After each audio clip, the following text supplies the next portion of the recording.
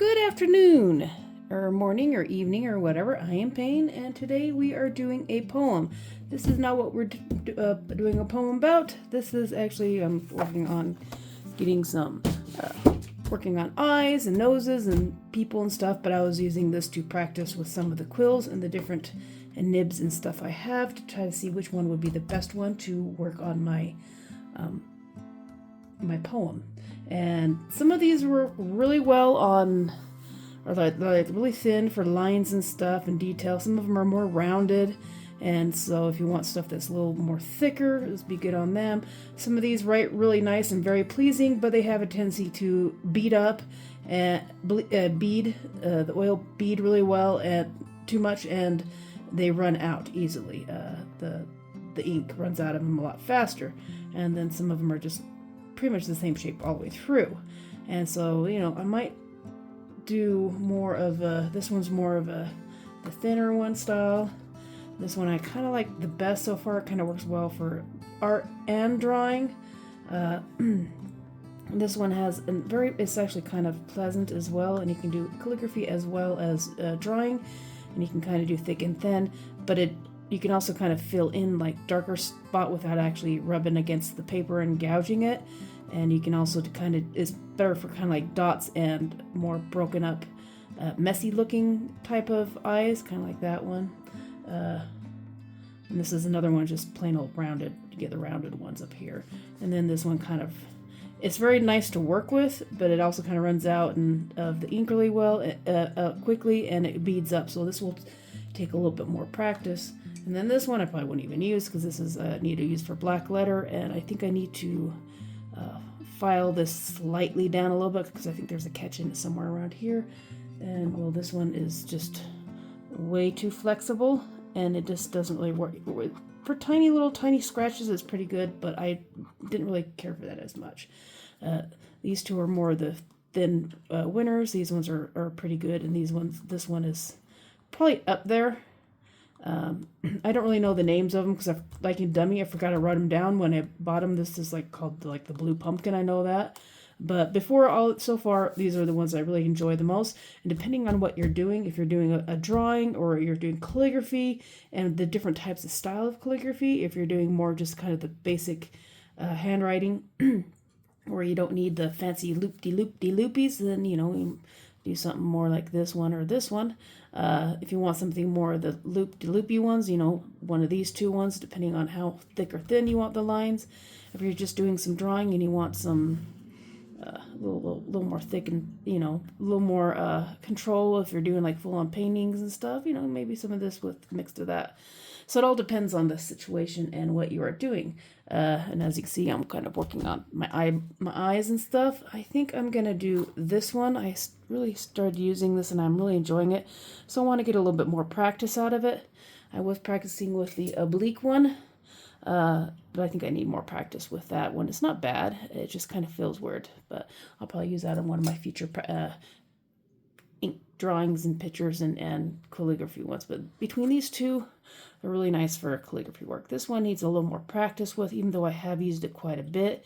I have a tendency to have this one's more often to get too much ink on it and blob. And since this is going to be a final piece, I'd rather work with this one and either just add a little extra ink to the picture to kind of thicken the edges that way, kind of the fake style, and probably some of these thinner ones as well. Hold to the side, so I might use some of them for the drawing part of it. So let's get this moved to the side. This is my one. I'm trying to learn how to do humans and stuff, so this is my human one. But we are doing the poem that goes with this picture right here, which I did Friday or Sunday. This was kind of one of my live ones, and it's called The Whispering Door. And this is the picture that goes along with the poem. And today we're going to do the poem, and at least I'm going to get started on it today. I might not finish it today because I need to go to bed in like a half hour, but if I don't get started, I have a tendency to put it off. So let's get started. Where did I put the paper? I got it written down. Started out. I did do a drawing out of it because I didn't want to have to do ink and then realize I didn't have enough space. So this is laid out. I'm going to take my handy dandy. Make sure this is in there. My clock just went off. Dismiss. Where's my blue one? Because it's kind of hard to see it. And plus, it's easier to draw on when you have a little extra. It's not hard. But let's get this on here. I'll make sure it's kind of right in the center so we can see.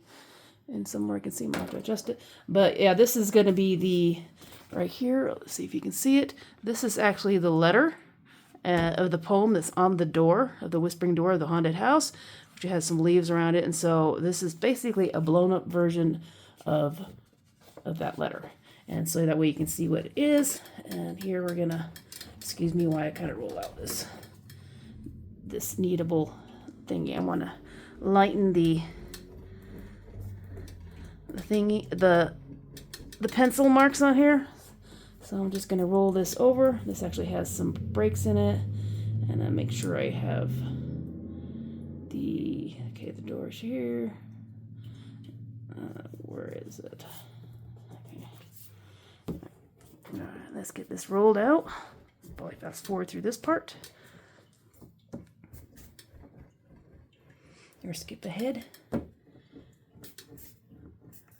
That way you can kind of do a little bit darker of your drawing, and then just get one of these lovely kneadable erasers, and you just kind of knead it and fold it over, and you can use it for multiple runs and stuff. And most every freaking pencil thingy has one of these. And you can just kind of either just pat it if you just have one little area you want to lighten up, or you can just kind of roll it across the paper, and it will pick up a lot of the extra carbon or lead that you have in here. And that way when you're coloring over it, it's not so noticeable. This is going to be going with black ink, so it's really not that noticeable anyways. But let's get this started. And then it'll look like it appears. And we're going to try doing these. I got my little swash of scrap paper there. And we will just do a little ink test. Make sure that is going to come off on here. And you can do the thick, thin, thick, thin. Do this an upstroke, downstroke. Make sure this thing is, I guess it doesn't matter if it's down and up. And this holds a lot more ink. And get some of the excess off of that. Now, hopefully I might have to turn this sideways so I have a little bit better access to it. But we'll see if we can at least get started on the outline, the outside of it first. And then we'll go in the last part. We'll actually fill in the poem. And maybe at the very last, I'll do a little voiceover and read as I go through it. But this is called The Whispering Door. All right, let's get started.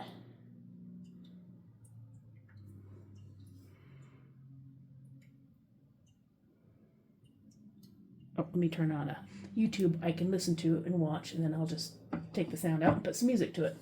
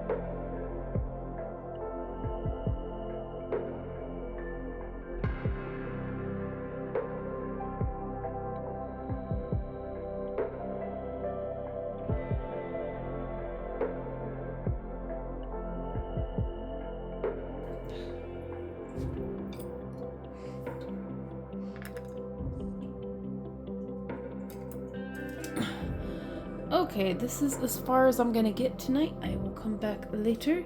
I'm trying to play around with different types of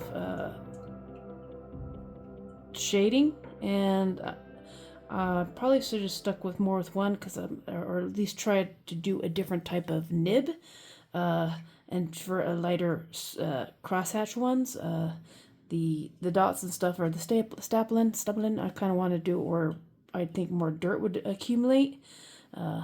So it's not awful, but like I said, it's just me learning and trying to figure this stuff out. But I figure if I'm actually gonna do this and film it, I'm more likely to finish it than actually to say, oh, I screwed up, and rip it up and try to start over and then quit because I get frustrated because I can't figure it out. So sometimes you just need to trust the process and learn from it, and then come back to redo. Maybe I'll redo this whole thing again in, say, 6 months, and see if I can get the shadowing a little bit better each time I get done with it. Because this is a learning process. It doesn't look bad. It looks okay, but it looks a little bit more messy, which is okay because this is kind of more of a messy kind of feel to it as well. So it kind of matches the door itself, and so that itself is pretty good. Tomorrow I'll come back, or whenever I get a chance. I got some field trips I need to go and do tomorrow, so I don't know how much time I'll have, but I'll try at least Wednesday or so. Probably come back and start doing the writing of itself, the whispering door, and then I will do a kind of a voiceover or at least I'm going to try to do a voiceover as I draw out the thing. I didn't do this in calligraphy. I did it in a different style. Where's my little calligraphy book here? I did it in this style. This is page 30.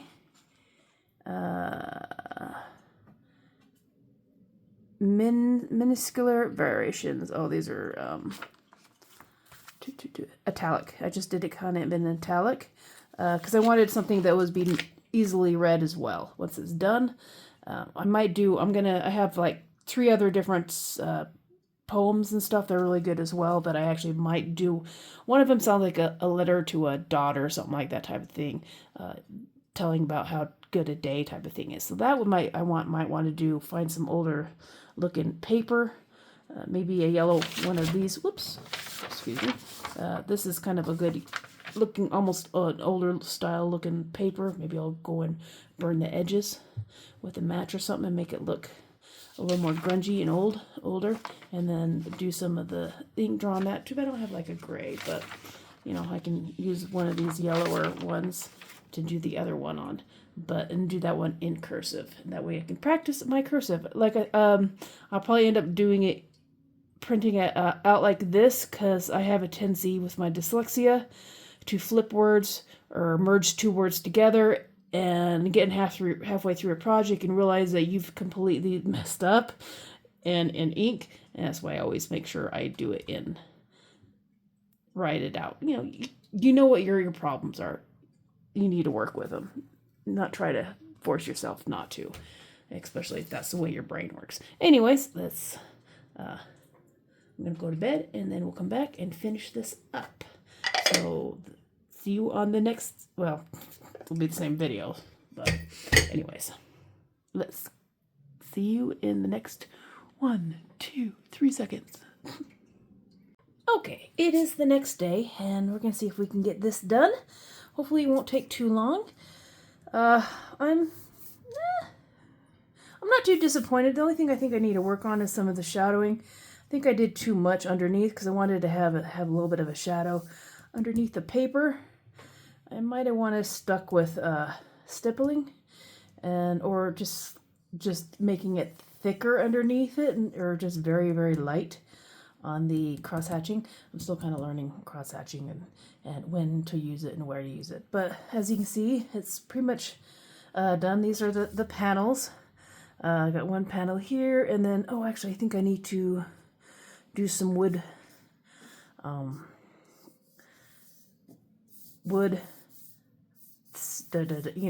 the wood grain going in this direction, because I have in here, I have wood grain going this direction, and then wood grain going vertically on these ones, and then these ones here. So on this one I need to have, and this is enlarged, so this pup here should be wood, and this part should be the plain paneling. So that's what I need to do. I got some, oops, move that away just a little bit so I don't have it hitting there. And I only have like 32% left on my filming, so let's see if we can get this started and get it done. Like I said, I didn't do full-on cursive on this one because I wanted it to be legible and larger print. I will probably do some of the other poems I have in cursive, but for this one I'm going to leave it as this one, and hopefully I can get this done without actually messing it up. But this is really a first attempt for me. I'm going to have to go sideways, so let's make sure we can see that, just so I can see, because straight up and down I probably would have an issue with. And I can always, through the magic of editing, maybe rotate it. Hopefully, well, maybe I'll just rotate this. I don't want to show my PJs. I'm in my PJs, so you can see it sideways. And then to the end, I will do or probably through it, I'm going to make it silent and have some music, but I'm also going to do another voiceover later on and actually read the Whispering Door and maybe put it over as I write. Who knows? I'll have to see what it looks like when I'm editing. You won't really care because it's going to be pretty much done by the time I get this thing added up, because then you'll know if I did it before or after anyways. Oh, Lordy. Note to self, Holly. Read the Whispering Door, and possibly, as you're fast forwarding through this section, have it play over. So at the very end, cut and paste over on top. All right, let's get this started and see how well it turns out. The Whispering Door. Let's do a little curly cue. On the hill where cold winds moan, a house stands dark, its master's gone. Yet through the halls where none now tread, a whisper stirs the dust of the dead. The candles flicker and shadows creep. A name is called, so low, so deep. The door creaks and slowly opens. Yet none shall pass through the threshold to the path. And to the side stands a window with a frozen handprint upon the glass. As a voice calls out, but still none pass. The door still waits, the house still stands. Will you step inside and take the offered hand? Alright, it is done. The Whispering Door. And you wouldn't believe how many times I took a test. How many times I read that thing over and over, and still I screwed up, and I screwed up. Anyways, where's my other ink one? Well, so far, the first couple ones a little good. Is pretty good handwriting. Of course, my hand was still fresh. I have a tendency to go too fast for the writing. I'm glad I started with this instead of cursive. I probably would have been so disappointed that I would have just crumbled the thing up and throw it away. So that's kind of a good thing for doing something this fancy. It forces you to finish it, no matter how bad you think it looks. It's not awful. I can read just about everything, but there are certain parts I need to learn how to work with the quill. And specifically this quill is, I'm sure, is different from the other one. And when I would do the different, when I'd dip it, I'd kind of do a little blob onto the piece of paper, and then I'd scratch it like 3 times to try to get the most of the ink off. So when I'd put it down, because you can kind of see where I started and where I kind of ran out and started a new one, because it's like kind of normal writing, and then it'd get very thick, and then you just kind of get to normal, and then start to get thick again. Like right here, you can see where it's gotten thick again. And then we're kind of a little bit of a blob there. And so I try to compensate when I knew I was going to be putting new ink on. You can see how it kind of thins out. And so I started trying to do less pressure, but then I had less control and I started to wobble. And then I'd get frustrated with myself and go fast. And I even missed an A in there. And so some of the spelling got screwed up. The A got kind of more narrow, and the whispering just kind of went all, the stirs kind of just got stirred up. And instead of like doing a little bit and taking a break, and doing a little bit more and taking a break, which I probably should have done doing this type of thing, especially if it was something for I wanting to preserve in the future and like sell or something like that. That's probably what I want to do until I actually get the muscle memory to get it done properly the first try. But if you're just starting out, that's something you might want to do. A couple words, stop, exercise your hand, do a couple drills or whatever. But at least this way it forces you to see where your areas you need to work on. Because, you know, this is very pretty and it's really nice. I really enjoy doing the hand drawing and stuff and doing this in ink and learning how to do that. And I know I haven't been doing as many drills or practicing doing letters and full-on things besides like some names here and there, a P here and there, or A, B, C, D and stuff. So actually doing like a full sentence, or like in this case, a poem, it's like a 3-part poem. So that's why I kind of like these shorter poems. It makes it really good for calligraphy or any type of practice. And I do recommend making it pretty beforehand because it makes you more likely to want to finish. Because if you start writing and you screw up, you're gonna like crumple it up, throw away, start again, get frustrated, have the same mistakes, and just you need to just keep on going. And understand where you're getting tired, how often you're getting tired, where you're rushing it, why you're rushing it, and that type of stuff. Because here I am trying not to have my camera die. And by the second one, I'm kind of all over the place. I'm trying to compensate for up here where I noticed that it's getting thicker. And so I'm starting to do, instead of like 1 line and dabbing, I'm doing 3 lines to try to get excess ink off. And then I'm kind of rushing it. And the lines and everything are getting kind of more wobbly a little bit, and I'm starting to smush some of the words together as well, because I'm not giving my handwritten ones, what I did in lead, enough space for this type of nib. So I might want to spread them out a little bit more. To compensate for the ink and stuff, because it's going to be thicker than a normal pen. And less dependable, I guess you might say. Is less, well, it's dependable, depends on, with practice and that type of stuff, but it's less well, it is less dependable because it's not as steady, it's not an even flow, and which kind of makes it kind of cool too at the same time. And then down here, I started getting a little bit better, starting a little bit more like at the top, because, I kind of forced myself to slow down a little bit, turned on some stuff on my computer and just kind of listen to the background, which helped slow me down a little bit. But then if I'm listening to 2 different things, I recommend you not listening to something that has words because your mind might wander, so listen to music instead, which I'll probably do next time. Frozen handprint, some of these are a little bit more squished together. As a voice, some of it, and I'm kind of trying to force myself to get as much ink out, and then instead of redipping and doing the scratches on it on the side to get some of the excess in, now I'm starting to go out here and then having to redo it because I kind of run out and it scratches, and then you can kind of see, and then I try to compensate by doing lighter, and I have a little bit less control. So I'm starting to redo the same mistakes I had here, but they're a little bit. So, do a full thing out. If you screw up, just keep going and try to fix it in the next ones.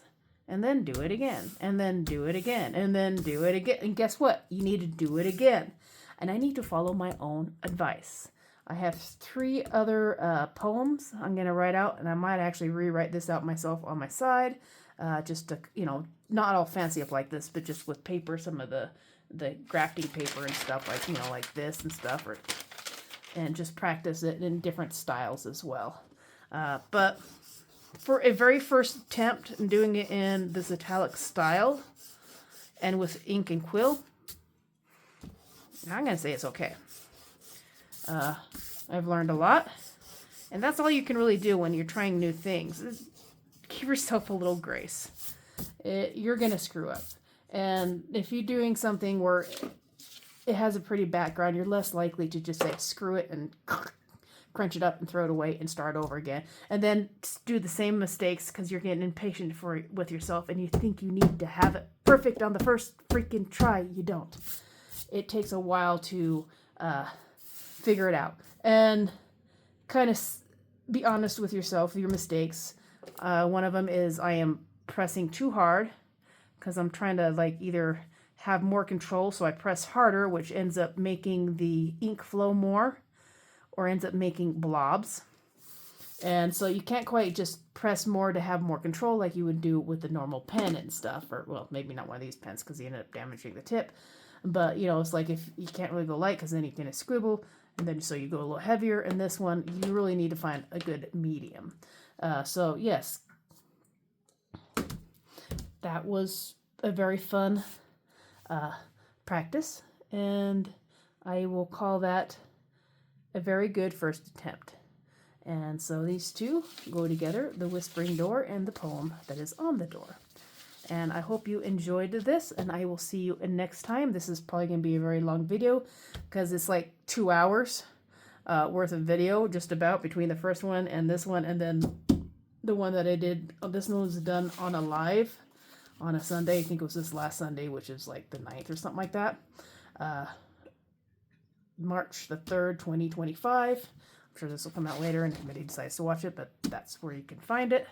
I'll make sure I have a picture of it on the live as well so you can kind of find it that way as well.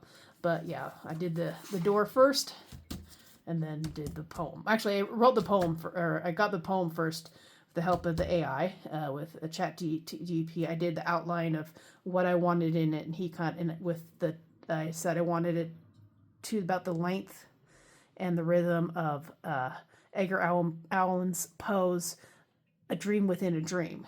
And so this has the same type of sequence, or not type of words, but it has the same type of feel to it.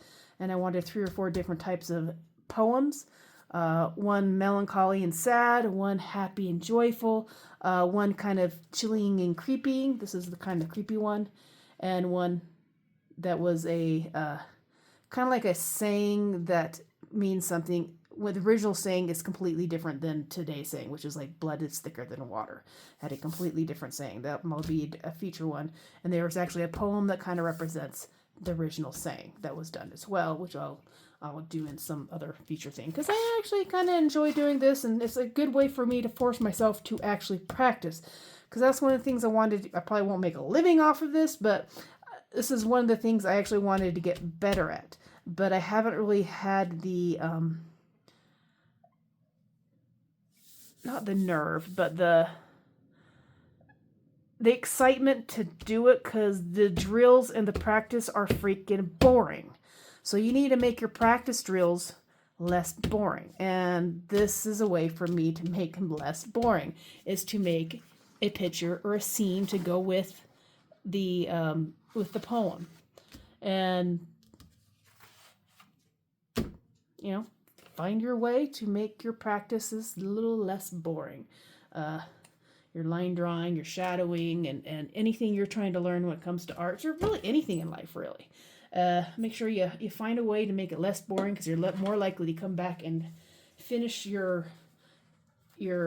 ideas and the stuff that you want to learn. So I will see you next time. I love you all. Thank you for joining me, and you have a wonderful day.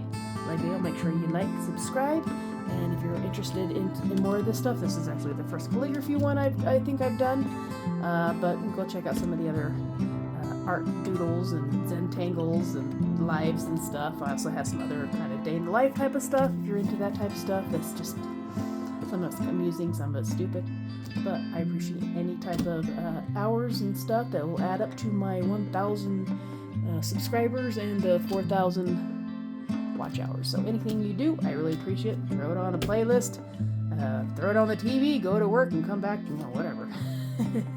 And if this is not your cup of tea, I thank you for stopping by and giving me a chance. And hopefully you find what makes your life enjoyable.